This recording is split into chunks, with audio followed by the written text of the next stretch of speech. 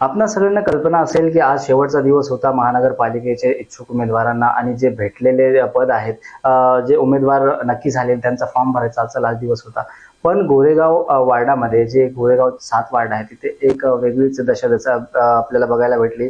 गोरेगाव विधानसभामध्ये जे आमदार आहेत विद्याताई ठाकूर त्यांच्यासोबत कांदाच कांदा लावून लढणारे संदीप जाधव यांनी आपल्या पदाचा राजीनामा पण दिलेला आहे आणि अपक्ष वार्ड 54 मधून फॉर्म पण भरलेला आहे. आपल्यासोबत आहेत संदीप जाधव.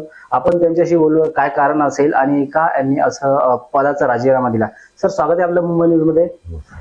काय म्हणाल आपण, इतक्या वर्षांनी आपण भारतीय जनता पार्टी सोबत काम करताय, महामंत्री आपण होता, इतके उत्कृष्ट काम पण आपण करताय, पण अचानक असं पद सोडायचं काय कारण असेल?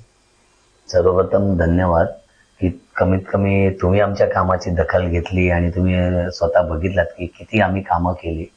गल्ली गल्लीपर्यंत भाजपचे झेंडे आम्ही लावले आणि यापूर्वी आम्ही येण्यापूर्वीच ते भाजप म्हणजे औषधाला पण नव्हती आणि आम्ही आल्यानंतर भारतीय जनता पार्टीच्या नेतृत्वात खरं तर मी तुम्हाला सांगतो, मी आताचे जे महाराष्ट्राचे मुख्यमंत्री श्री देवेंद्र फडणवीस साहेब यांना प्रेरित होऊन या पक्षात आलो होतो आणि त्यांचा तो त्यांची विचारसरणी आणि त्यांनी जी कामं केली, त्यांच्या कमिटमेंट्स, ह्या गोष्टींना पाहूनच आम्ही प्रेरित होऊन या पक्षात होतो.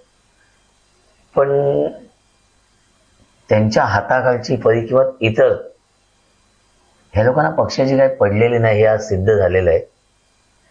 फक्त वशिलेबाजी आणि एखाद्या मंत्र्याकडे काम करणारा कोण जर असेल तर त्याचाच विचार केला जातो. तुम्ही समाजात किती सामाजिक कार्य करत आहात याची नोंद वरिष्ठांपर्यंत पोहोचवली जात नाही.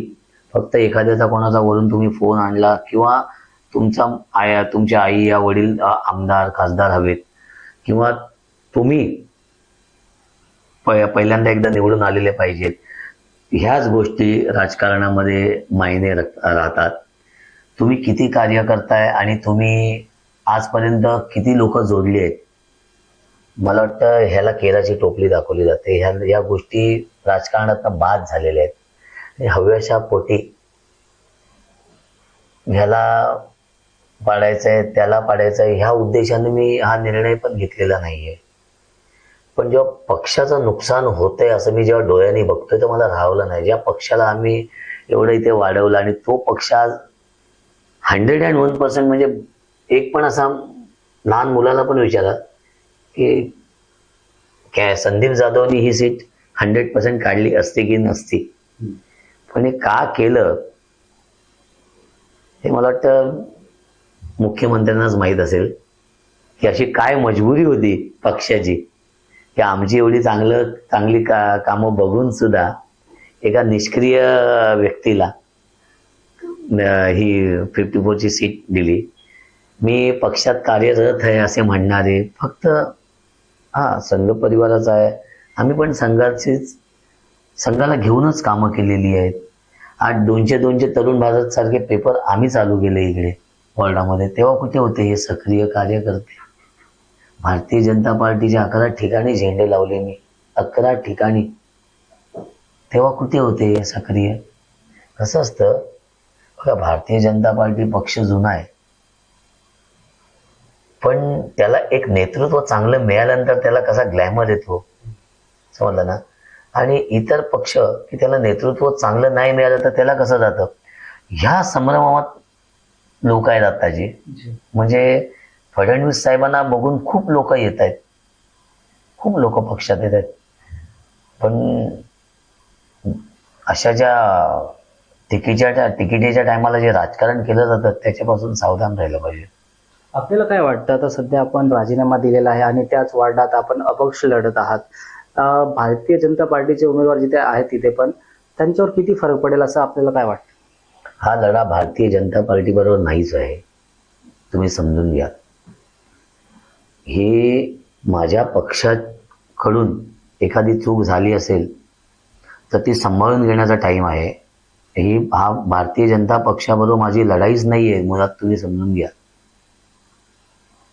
माझी लढाई भ्रष्टाचाराबरोबर आहे, माझी लढाई घराणेशाही बरोबर आहे, समजा ना. त्याच्यामध्ये भारतीय जनता पार्टीचा उमेदवार तो बसतच नाही आणि ते होणारच नाही. मला मी पक्षाला इथे कुठेतरी स्थान द्यायला आलोय म्हणून मी तर पक्षाच्या विरोधात कधी गेलोच नव्हतो. आज मी फॉर्म भरला म्हणजे मी ते भारतीय जनता पार्टीला खालीपणा दाखवायला भरला असं नाहीये ना.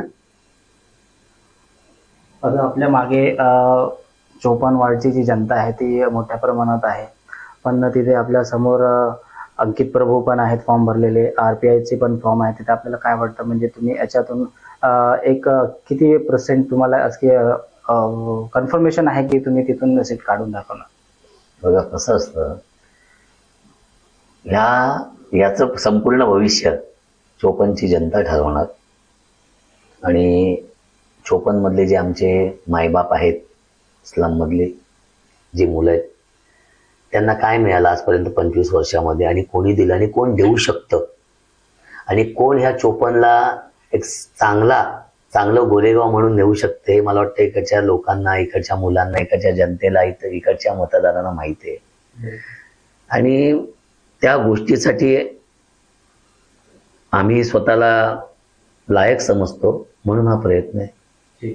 आता सध्या तर आपण फॉर्म पण भरलेला आहे, आता आपण एक उमेदवार पण झालेला आहात, पण आता याच्या पुढचं जे प्रोसिजर आहे किंवा वार्ड 54चा जो विकास आहे त्याला कशा प्रकारे गती मिळेल? कसं आहे, वॉर्ड 54 मध्ये तर आम्ही आता कामं चालूच करून दिलेली आहेत, आणि बरीच कामं आता सगळी सार्वजनिक मंडळं झाली वगैरे, ही सगळी आम्हीच जोडली.